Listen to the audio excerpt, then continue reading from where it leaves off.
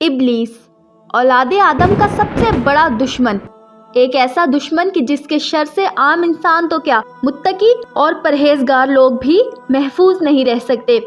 اس کے شر اور وسوسوں سے بڑے بڑے عابد اور زاہد بندے بھی بھٹک گئے۔ انہی بھٹکنے والوں میں سے ایک عبادت گزار اور متقی شخص برسیسا بھی تھا۔ آج کی ویڈیو میں اسی کے متعلق جانیں گے، تو پورا واقعہ جاننے کے لیے ویڈیو کے اینڈ تک لازمی دیکھیے گا۔ یہ واقعہ ہے ایک ایسے شخص کا جس نے ساری عمر اللہ تعالیٰ کی فرمانبرداری میں گزاری، لیکن شیطانی چال میں پھنس کر وہ ایک حسینہ کا دیوانہ ہو گیا اور کافر ہو کر مرا۔ قبل از اسلام قوم بنی اسرائیل میں ایک نہایت ہی پرہیزگار اور متقی شخص رہتا تھا جس کا نام برسیسا تھا۔ اس نے اپنی زندگی کے 60 سال اللہ تعالیٰ کی عبادت میں گزار دیے تھے۔ پورا علاقہ اس سے عزت و احترام کی نگاہ سے دیکھتا تھا۔ ایک دفعہ برسیسا کے گاؤں کے 3 لوگوں کو جنگ پر جانا پڑا۔ ان تینوں نوجوانوں کی ایک جوان اور خوبصورت بہن تھی۔ وہ اپنی بہن کو اکیلے چھوڑ کر نہیں جا سکتے تھے۔ وہ یہ چاہتے تھے کوئی ان کی بہن کی سرپرستی کرے اور ان کی غیر موجودگی میں ان کی بہن کی دیکھ بھال کرے۔ لہٰذا تمام گاؤں والوں نے انہیں برسیسا کی سرپرستی میں ان کی بہن کو چھوڑنے کا مشورہ دیا۔ اس مقصد کی تکمیل کے لیے یہ تمام بھائی برسیسا کے پاس گئے اور اسے ان کی بہن کی سرپرستی کے لیے رضامند کرنا چاہا۔ یہ سارا ماجرا سننا تھا کہ برسیسا نے عبادت میں خلل کے سبب اور دوسری پریشانیوں کی وجہ سے ان سے معذرت کر لی۔ اسی وقت شیطان آیا اور اس نے وسوسہ ڈالا برسیسا کے دل میں کہ برسیسا، تم تو زاہد و عابد ہو، عبادت گزار بندے ہو، مجھے یہ بتاؤ کہ انہوں نے تو جہاد میں جانا ہے۔ اگر تم اس لڑکی کو نہیں رکھو گے تو وہ کسی اور کو دے دیں گے۔ اگر کسی اور کو دیا تو وہ کیا اس کا حشر کرے گا؟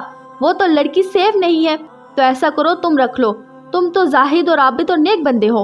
برسیسا شیطان کے اس وسوسے میں آ گیا اور ویری نیکسٹ ڈے برسیسا نے ان تینوں لڑکوں سے اس کی بہن کی ذمہ داری لے لی۔ اس کے بعد وہ نوجوان لڑکی برسیسا کی عبادت گاہ کے سامنے والے گھر میں رہنے لگی۔ شروع میں برسیسا اس لڑکی کے کھانے پینے کی چیزیں اپنی عبادت گاہ کے باہر رکھ دیتا اور وہ لڑکی سب کچھ اٹھا کر لے جاتی۔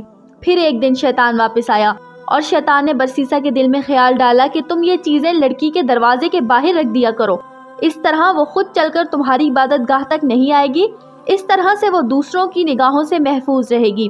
برسیسا کو یہ خیال ٹھیک لگا اور اس نے کھانا پینا لڑکی کے گھر کے دروازے کے باہر رکھنا شروع کر دیا۔ کچھ ہی ایام بعد شیطان پھر دوبارہ سے برسیسا کے پاس آیا اور کہا کہ تم کھانا اس لڑکی کے گھر کے اندر رکھایا کرو، اس طرح وہ دروازہ کھولنے اور باہر نکلنے کی زحمت سے بچ جائے گی اور دوسروں کی نظروں سے بھی بچی رہے گی۔ برسیسا کو شیطان کی یہ چال بھی اچھی لگی اور اس نے شیطان کی بات کو مانتے ہوئے کھانا پینا لڑکی کے گھر کے اندر رکھنا شروع کر دیا۔ کچھ دنوں بعد شیطان واپس آیا اور ایک نیا وسوسہ برسیسا کے دل میں ڈالا کہ وہ لڑکی دن رات اکیلی رہتی ہے، کہیں تنہائی سے اکتا کر بیمار نہ ہو جائے۔ تمہیں چاہیے کہ تم کبھی کبھار اس سے بات چیت کر لیا کرو اور ساتھ ساتھ تم اسے عبادت کی طرف، نیکی کی طرف بھی بلاؤ۔ برسیسا کو شیطان کی یہ بات بھی بھلی لگی۔ اب اس نے ایک دروازے کے پیچھے سے لڑکی سے بات کرنا شروع کر دی، لیکن اس طرح وہ دونوں بلند آواز میں بات چیت کرتے جو دونوں کو ہی برا محسوس ہوتا۔ اس کے بعد شیطان نے دوبارہ وسوسہ ڈالا کہ تم لڑکی کو اچھی نیک باتیں سکھا رہے ہو، وہ بھی سیکھ رہی ہے، تو اس میں حرج کیا ہے کہ تم اسے اس کے کمرے میں یہ باتیں بتایا کرو۔ برسیسا شیطان کی اس چال میں بھی آ گیا۔ اس طرح شیطان دونوں کو ایک چھت کے نیچے لے آیا۔ کچھ دن تو دونوں میں دین کی باتیں ہوتی رہی، لیکن پھر آہستہ آہستہ ان دونوں کے درمیان آتش عشق بھڑک اٹھی۔ وہ نوجوان لڑکی برسیسا کو اپنی ادائیں دکھاتی اور برسیسا کی نگاہیں اس کے حسن سے نہ ہٹ پاتی۔ یوں معاملہ خراب ہو گیا اور دونوں زنا کر بیٹھے۔ کچھ عرصے بعد لڑکی کے ہاں ایک ناجائز اولاد کی ولادت ہوئی۔ اب شیطان دوبارہ برسیسا کے پاس آیا اور کہا کہ یہ تم نے کیا غضب کیا؟ یہ بچہ تو تمہارے گناہوں کا منہ بولتا ثبوت ہے۔ تم اس بچے کو قتل کر دو ورنہ لڑکی کے بھائی تمہیں قتل کر دیں گے۔ لہٰذا برسیسا نے اس بچے کو قتل کر ڈالا اور لاش وہیں دفن کر دی جہاں وہ لڑکی رہتی تھی۔ بچے کی موت کے بعد وہ لڑکی چپ چاپ غمگین رہنے لگی۔ لہٰذا شیطان نے برسیسا کے دل میں اب یہ خیال پیدا کیا کہ تم کیا سوچتے ہو، یہ اپنے بچے کی موت پر خاموش بیٹھے گی، یہ کسی کو نہیں بتائے گی، یہ کسی نہ کسی کو اس راز سے ضرور آگاہ کرے گی۔ تو اس شیطانی بہکاوے کے بعد برسیسا نے اس لڑکی کو قتل کر کے لاش کو بچے کے ساتھ دفن کر دیا۔ کچھ وقت بعد جب برسیسا کے بھائی واپس آئے تو برسیسا نے یہ جھوٹ بولا کہ ان کی بہن بیماری کی وجہ سے اس دنیا کو چھوڑ چکی ہے، تو وہ بیچارے رو دھو کر اس کی قبر کی زیارت کر کے واپس چلے گئے۔ لہٰذا ایک رات شیطان تینوں کے خواب میں آیا اور اس نے برسیسا کی کرتوت بتا کر اس نے بچے اور لڑکی کی قبر کی نشاندہی بھی کروا دی۔